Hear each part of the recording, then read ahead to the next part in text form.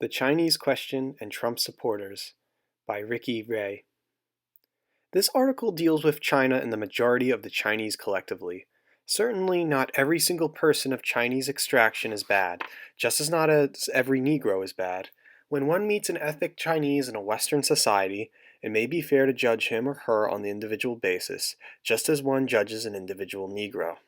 And yet it's sometimes necessary and advisable for white nationalists to view them as a whole and to act accordingly in order to protect the fundamental interests of the white race.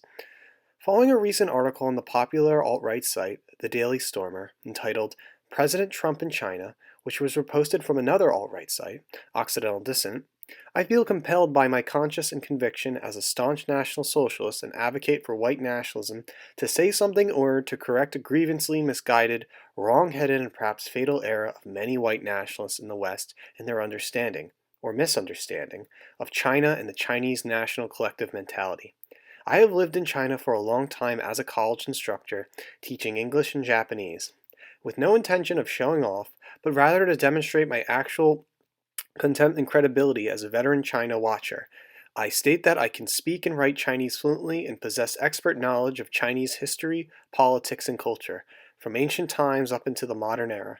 This is important given that the abstruse and profound depth of the Chinese national mentality easily exceeds the abilities of even of the average university-educated Chinese, and even those of a native scholar. The humble opinions that I am about to offer come from my extensive first-hand experience from living in Chinese society, closely observing and meticulously analyzing all of its aspects while regulating and interacting with an innumerable Chinese of various social echelons, from the bottom of society up to the high-ranking members of the government bureaucracy. In terms of veiled vileness and the latent perils, the Chinese as a whole, who are arguably the most misunderstood and misunderrepresented people in the eyes of the Western white nationalists at present. It is my strong and substantiated opinion that the Chinese actually parallel the Jews in turpitude, in iniquity, and potential destructiveness to white survival, and in this China even outweighs the Muslim world which, though similar in terms of population size, is much less intelligent and forward-thinking than China. When we look at the similarities and difference between Chinese and Jews in respect to racial and ethnic traits, it is absolutely true that the Chinese have not shown much interest in hijacking the political and cultural institutions of the West, or in undermining and subverting the traditional socio-cultural norms of the white nations, which is an innate and manifest feature of the Jews. But the dangers of the Chinese are nevertheless equally pronounced and easily identified to an experienced and sharpened eye. When we compare the Chinese and the Muslims in terms of their future impact on white nations, once we sort out our internal situations, the religious, zeal-driven, and yet incompetent Muslims are no real threat. However, the Chinese, who are driven by national interests and are mindful of geopolitics, are the real heavyweight power game players and long-term strategic rivals.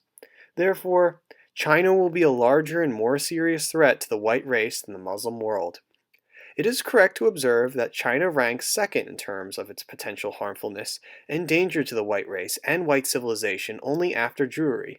And while the threat from the Jews is immediate, acute, and ongoing, the threat from China is gradual, incremental, and long-term one, and yet equally malignant as the former and potentially deadly.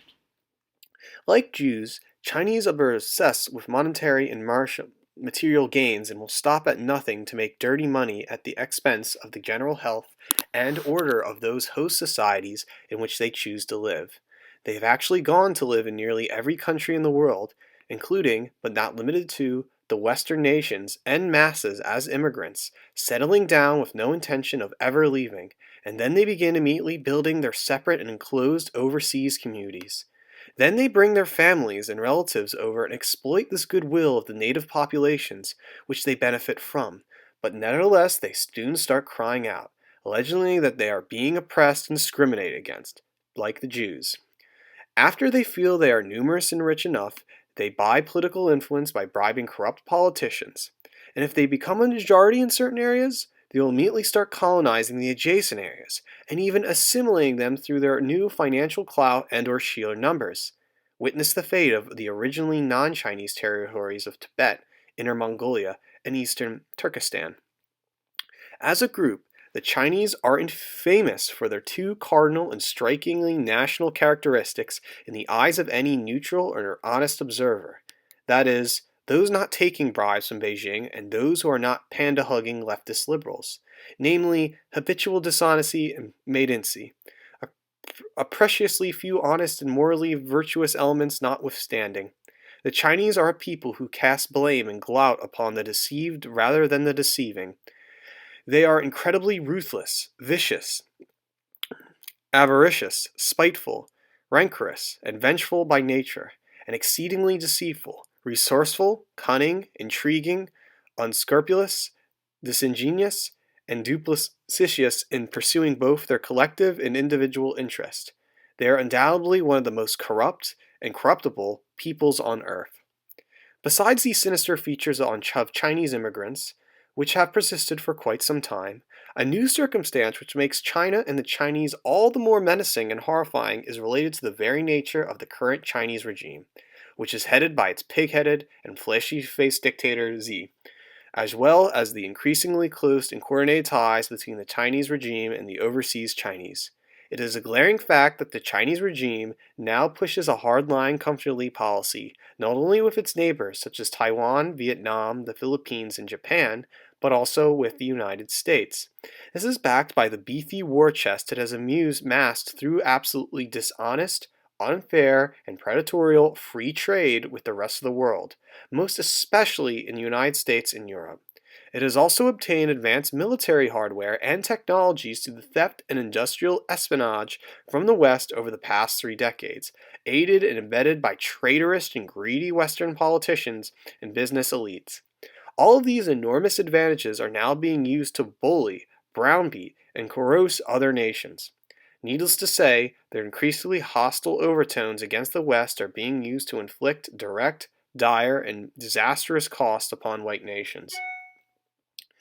It is common fatal misperception that China has adopted its current aggressive stance because the West has tried to impose its corrupt and self-righteous democratic values upon China. That's just a superficial observation, and actually a false pretense. It lies in the very nature of the Chinese race and the unlimited ambition to conquer, dominate, exploit, and enslave other peoples, and even to commit genocide against them, if they deem it necessary. This is an indisputable fact, as reflected in China's own official strategic doctrine of national development and empowerment, the so-called long-term planning for the grand revival of the Chinese nation. China has the will to enact this plan and is accumulating the strength necessary to do so. All the political, military, economic, commercial, diplomatic, educational, and democratic policies of China, both at home and abroad, are being tailored toward the ultimate goal, and that the actions it is taking to implement them are unmistakable.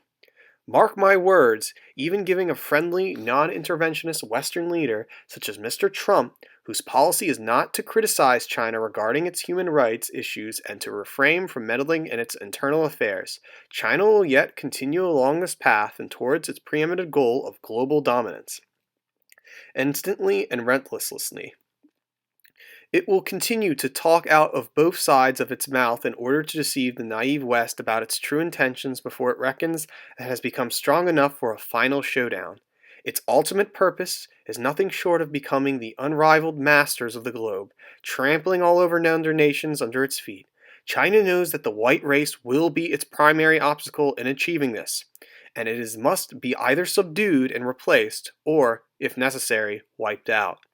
Therefore, it has been my consistent opinion that our best defense against an expansionist and utterly ruthless China is not to attempt to open up or democratize it, through mindless investments and transfer of technologies known how. From Clinton to Obama, this is utterly futile and bankrupt policy has only served to further fortify and embolden China. Rather, the West should be completely disengaging from China, beginning with a hyper-nationalist and protectionist trade policy and an isolationist foreign policy that will have the effect of forcing Japan to grow up, finally becoming capable of handling its own national defense rather than remaining dependent on the U.S. America must also stringently and effectively enforce its counter-espionage interference measures against ethnic Chinese in the U.S. Naturalized citizens, permanent residents, and students alike, so as to shield itself from China's tentacles and defang it in the process. This is the only correct and meaningful approach, albeit an approach that is the pragmatic and business-minded Donald Trump may and may not adopt. Nevertheless, the tried and failed approach of engagement and partnership has only benefited Chinese and Western bankers and corporate fat cats, while simultaneously inflicting great losses and hardship on American whites. What makes the Chinese all the more dangerous are the two factors I mentioned above, namely the utterly assimilatable and corrupting nature of the Chinese expatriate communities in white nations, and the malignant ambitions of a Chinese regime hell-bent on world domination.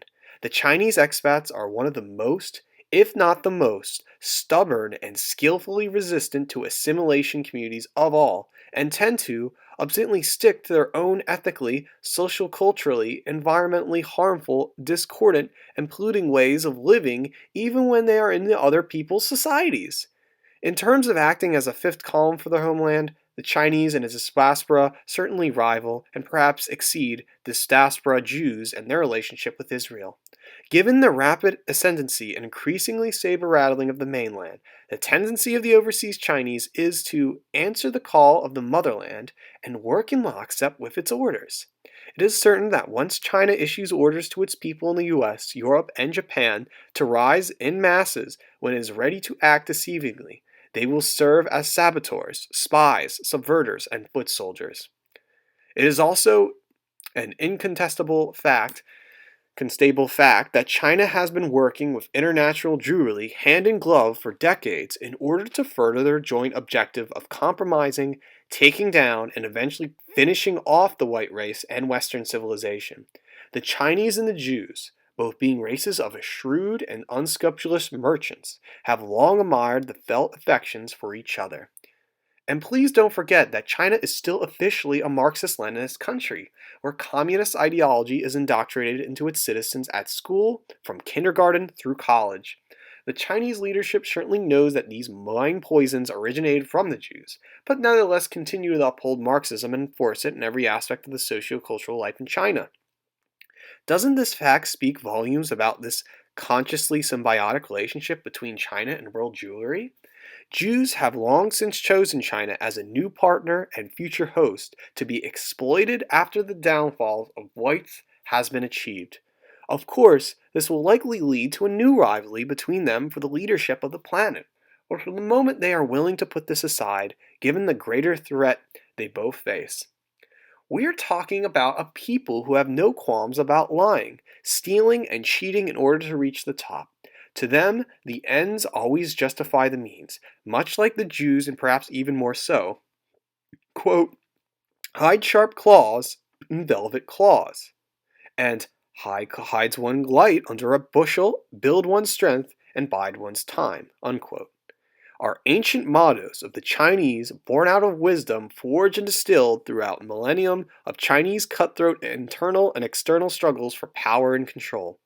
The Chinese collectively mentally is one of hyper-egotism, coupled with an unabashed ruthlessness in carrying out its aims, as well as its ineptness at feigning goodwill at a ploy until it is suddenly unleashed as a torrent of utterly unspeakable malice, violence, cruelty, and barbarity when it deems when the time is ripe. This is beyond the wildest imaginings of an honest and honorable white man. Therefore, I view this article as being seriously flawed and misleading, riddled with factual inaccuracies and wishful thinking. In the comment section, a few perceptive and discerning gentlemen made insightful and trenchant counter-arguments against the main ideal of the article, but many others remain clueless, in my humble opinion. No offense is intended towards anyone, but I'd like to offer my response to some of the specific examples of suspicious and untruthful observation in this article and its comments section that are typical of misguided panda hugging, which are either the result of terrible ignorance or of a starry-eyed and pink-spectacled fantasy about China. First, the very picture at the top of the article, which was apparently taking the sort of a newsstand that is commonly found in the streets of a Chinese city, features a famous tabloid newspaper, the Global Times. This is a newspaper. It is notoriously ultra-nationalist and Chinese supremacist tabloid published under the auspice of the People's Daily, which is China's foremost official newspaper, used to disseminate the propaganda of the Communist Party, and it was founded in Mao's era. It always features news reports and editorials of an extremely biased and also sensational nature, often containing anti-American and anti-Western themes. By this, I do not mean simply opposition to the Obama regime or the so-called democratic and humanitarian values of the West, but it is anti-Western in general. This paper peddles and incites Chinese Chauvinism and Jingoism, and asserts China's international Lebensraum, with a lewd and implacable animosity towards anyone from outside China who might question or criticize its military adventurism that sometimes borders on hysteria. This official mouthpiece is an orientation that fundamentally and indisputably opposed to the crucial interests of the white race. Likewise, all the calculated message of the congratulations that Xi sent to President-elect Trump, all the smammery and uncontentious talk of pragmatism, of a consequential bilateral relationship, common business interest, of a reciprocal and symbiotic relationship, win-win scenarios, and so on, are nothing more than sanctimonious bubbles in a smokescreen designed to appeal to the emotions and sensibilities of the American public, and to further deceive and disarm the new American administration. So don't fall for China's deceptive utterances. Truly wise and alert white nationalists should know better than to be flummoxed and hoodwinked by this newspaper and other outlets of the Chinese media, some of whom foolishly regard them as being pro-Trump or pro-white.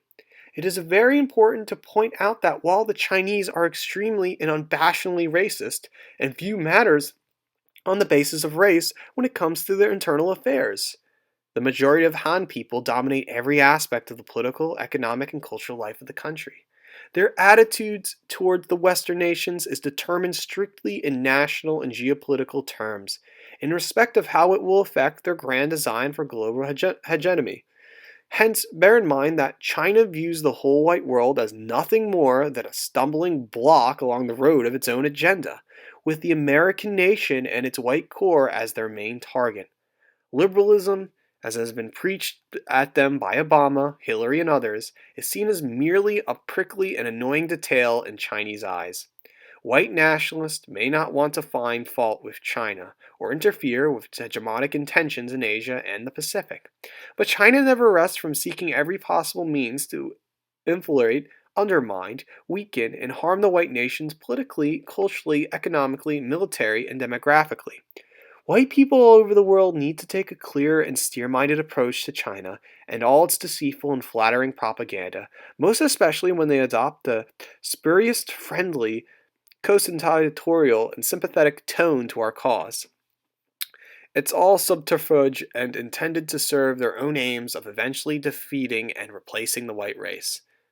Second, one commenter quoted Xi's remark that, first, China doesn't export revolution.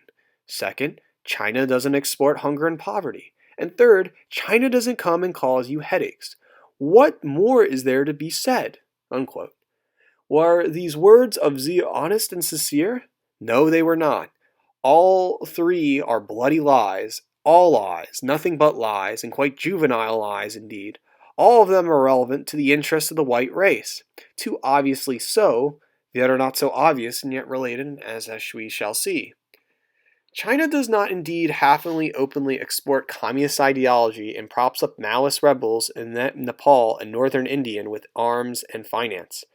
What is more, with the increases in China's political and financial clout, Chinese expats have also began to make more noise and act more aggressively in their attempt to spread and promote communist ideology, exemplified by the recent aborted attempt to hold communist song contest in places like Australia.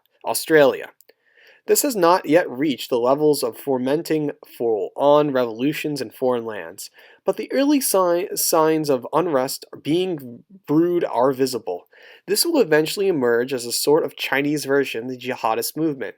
It may perhaps be less bloody and violent in outlook, but all the same in its sinister and pernicious. Furthermore, China does not export hunger and poverty, albeit indirectly and deviously. China is utterly unfair, unethical, unlawful, and unconscionable predatory trade practices aided and assisted by Jewry and other treacherous businesses and industrial elites in the West have caused systematic, severe, and far-reaching negative consequences for the global economy, most especially the economies of the Western nations. The brunt of the suffering has been foisted upon the white, middle, and working classes, as demonstrated by their hollowed-up industrial base. The closure of factories, stagnant wages, and increasing bankruptcy among small businesses. This is a tantamount to the export of hunger and poverty. A National Socialist economist from the Third Reich would certainly agree with my claim, as would the great patriotic American statesmen of late 19th and early 20th centuries. That's why the white nations urgently need to adopt a nationalist and protectionist economic and trade policy in order to cut off the blood-sucking tentacles of the Chinese monster. Top priority must be purge all the internal traders who are fattening themselves through collaboration with China. I hope that the Trump presidency will take the first steps in this direction. Third, China does not cause tremendous headaches for all the white nations. In addition to its vast political and military expansionism, there is also an economic and commercial factor which represents a great menace to the well-being of whites, as it contradicts the fundamental belief and value of white nationalism. It is a well-known fact that China has been the largest beneficiary of the globalist free trade system, which it has rigged and exploited ever since the Traitors Clinton administration granted China, quote, most favorable nation, unquote, status and admitted to the World Trade Organization. As a result, China's greatest fear is that the U.S. and the other developed counties might adopt a nationalist and protectionist economic and trade policy, as this would blunt, if not completely deny, its current advantages. Naturally, China at present is the most avid and ardent advocate of the international free trade and the free market, and fervently oppose and denounce the so-called isolationist and protectionist stance in economic and trade relations, citing specious and grandiose principles. In the meantime, Chinese leaders are constantly rubbing shoulders with and being echoed by the bigwig elites of the Western industrial and financial establishment who, needless to say, are disproportionately Jewish. I would like to conclude my argument with a simple equation. Free trade and globalism deeply and grievously harm the interest of white people. China actively and knowingly manipulates globalism and free trade to its own advantage while being fully aware of and pleased with the harmful effect that it has on whites. Therefore, China is a major enemy to white people and must be understood as such and dealt with accordingly by all awakened white nationalists. The long list of problems and perils caused by China doesn't end there. To it could be added to the poisonous food and shoddy, defective products it disseminates, its extensive and unremitting air pollution, its predatory and rampant purchasing of Western firms, technologies, lands, and resources, with grave implications of Western national security and the driving up of prices, actively meddling in the geopolitical backyard of the U.S., such as grasping for control of the Panama Canal, using wealth it gained from unfair trade practices with the U.S., not to mention the constant bashing of and finger-pointing at white people in the official media for exercising their sovereignty when it comes to protecting their domestic order and security from rampaging black and third world criminals. It is ironic that while the author of this article argued that the U.S. should not upbraid China concerning its human rights issues, the Chinese regime regularly instructs its media outlets to exploit this situation whenever a black man is shot by the police, leading them inevitably to side against the whites while painting blacks as the collective victims of white racism. The official Chinese media constantly condemns the U.S. for police racism and depicts American society as being full of racial discrimination at every possible turn. The Chinese government even compiles a so-called U.S. Human Rights White Paper annually, which invariably attacks and condemns the U.S. for its illiberal acts against minorities, which is a blatant attempt to interfere in America's internal affairs.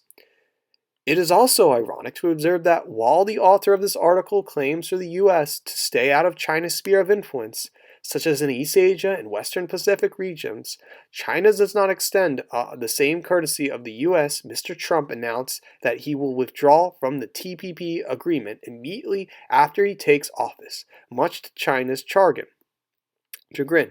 Nevertheless, China has been openly penetrating into the U.S.'s backyard with its emblematic silver bullet democracy, taking control of the Panama Canal, building railways, investing heavily in resources, and enticing and bribing corrupt third world regimes, all with the clear purposes of subverting and displacing the American strategic presence in this region, which has been more considered as part of the viable American sphere of influences since the Monroe Doctrine. China's latest move to undercut the U.S. saw Xi visiting a number of Central and South American countries, landing out financial aid, promising investments, and declaring China's strong will to uphold and defend the global free trade mantra. He also pledges to make more economic contributions to the region, supposedly for the sake of balance and openness, which is scarcely veiled more to seek hegemony in the Americas with the intentions of encircling and eclipsing the U.S., both economically and politically. Last but not least, some commenters have posted pictures highlighting the flamboyant support that some Chinese Americans have given Donald Trump. Again, this is quite a one-sided and misleading portrayal which fails to see the forest for the trees. Firstly, the vast majority of American citizens of Chinese extraction still favor the Democratic Party and vote for its candidates in large numbers, just as do other minorities. In fact, many young Chinese college students in America were among the frenziest edge of far leftist activists who staged protests against Trump elections. And although it is the fact that more Chinese Americans started voting for Trump and the Republican Party in 2016, and for the time being, this is immediately a welcome thing and can be capitalized upon for our own advantage. They were only voting for their own interest. They believe that Trump could be better defend law and order in America and society, which they want to cash in on forever. Their horse changing by no means indicate that they identify with the core value of white nationalism and the support fundamental interest of whites. They simply voted out of their typically Chinese realism, astutism, and selfish calculations. They remain first and always Chinese, and are likely to recoil in horror and switch sides again once they realize that Trump is going to stand up for their interest of whites in the long run. And when whites are ready to reclaim and restore their land to its original glory, or when the Chinese government gives them a go-ahead to great problems, or when China and the US finally reach a showdown, which is inevitably considering the nature of China, these Chinese Americans, quote unquote, will, for the most part, do as they are instructed and show their true colors as being Chinese, not American. After all, they are invasive, alien people and have no right whatsoever to remain in the land of white America, according to the natural law as set down by our Aryan gods and our ancestors. Westerners, including many white nationalists, are either ignorant or nonchalantly careless about China, about which they know surprisingly little. Many seem to have admiration, however grudgingly, for China's tough nationalist stance in defiance of the bogus ideology of human rights and democracy that is promoted by the Zionist-occupied government, United States, and by the West in general. This is understandable, but as a nationalist foreign power is not necessarily a friendly force for white people's interest and survival. As Israel amply demonstrates, Israel's ethnocentrism, doctrine of racial supremacy, and chauvinism act as a fountain that generates an endless stream of hostility and spite towards the white race.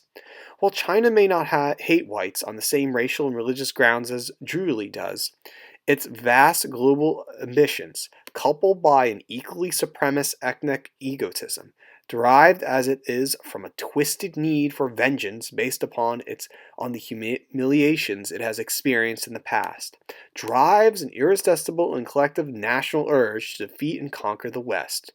All these grave and alarming facts behoove to me sound this warning bell to all those care about the future of the white race, but who are currently in the fog concerning the China question. Read more and find out more on www.countercurrents.com, counter-currents.com.